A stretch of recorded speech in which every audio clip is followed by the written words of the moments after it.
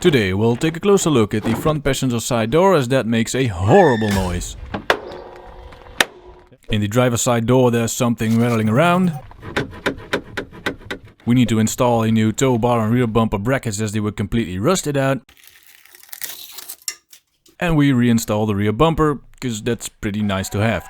And the day wouldn't be complete without another little problem. Well, two actually, and maybe not so little, but let's dig right in.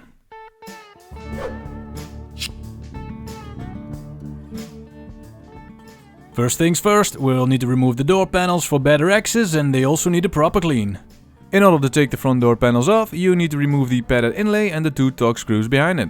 Then take out the speaker grill and remove the bottom screw closest to the car, which also holds the speaker in place. Then take off the door handle cover and remove 4 T25 screws located at the bottom.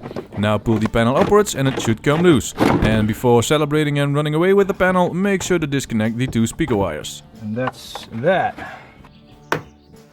With our deal on the interior also came 4 panels with leather inlay. On second thought, that's all we are going to salvage from those, as our original panels look way better than the ones that came with that deal. Now, with the front panels off, it's time to address the issue with the front right door. We ordered a new door stop, as we suspected that was causing the awful noise. Oh, damn. It scares me every single time. We removed the old door stop.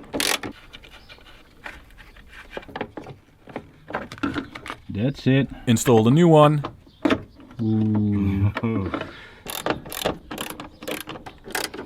And then this happened. Something wrong? Yeah, that's not supposed to be moving. So in order to figure out what exactly is causing that problem, we decided to remove the door and take a closer look.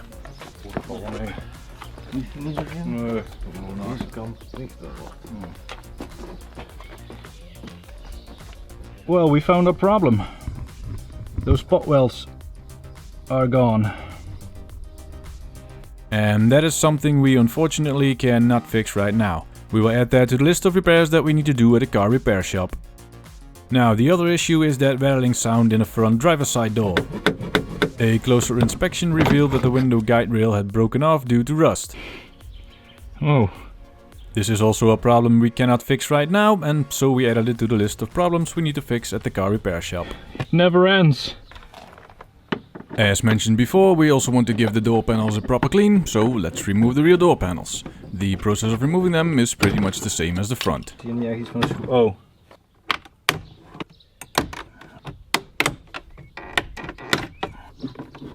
We were thinking about swapping over the rear speaker grills, as the ones that were installed are someone's DIY project and don't look all that good. On closer inspection though, we realized that the rear speakers were probably also optional on the 850. We are going to try and find the original ones that do have a mesh. Now let's quickly do some cleaning, reinstall the rear door panels, and then it's time to start installing that new tow bar.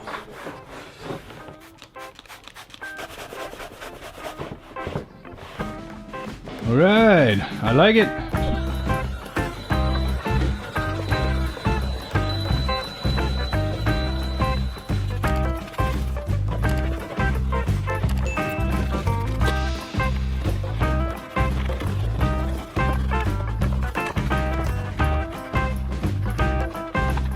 A lot better. Time to reinstall the rear panels and enjoy that new look. Right.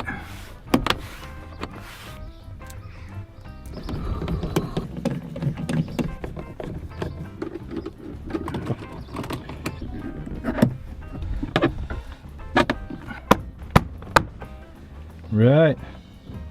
Let's do this side, finish it off.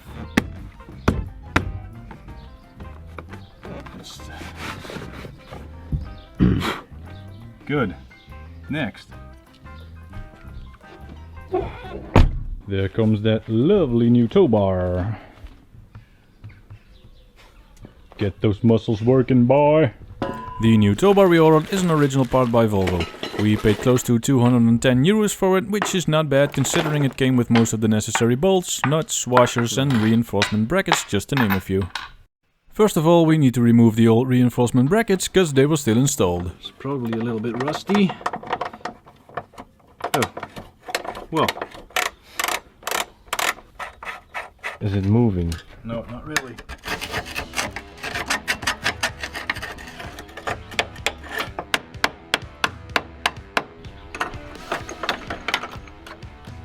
There's one.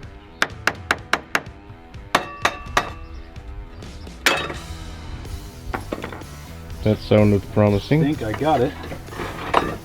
Yeah. Wow. It's a bit That didn't do much reinforcing anymore, I think.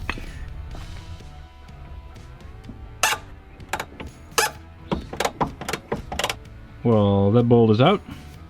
Yeah, that's better than the other side. Got him. Now with those out, let's install the new ones.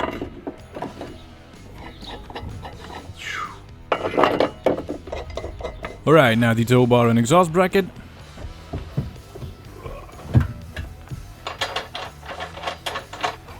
Right up. Then 4 bolts on each side holding it all together, and then torque them to spec. The same goes for all the other bolts.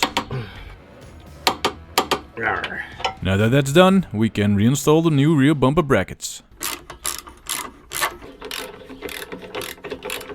Looking pretty good so far. Next we need to reinstall the second part of the exhaust bracket and put the exhaust back in place.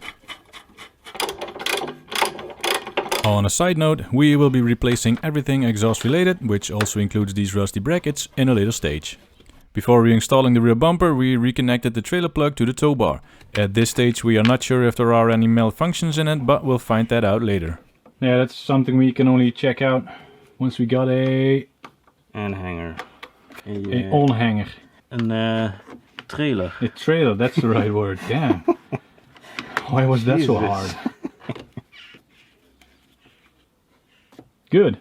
In order to reinstall the rear bumper, there are also 2 small brackets that need to be installed on the left and right side of the car. Then it's a matter of sliding the rear bumper over the tow bar, align it with the brackets and bolt it down.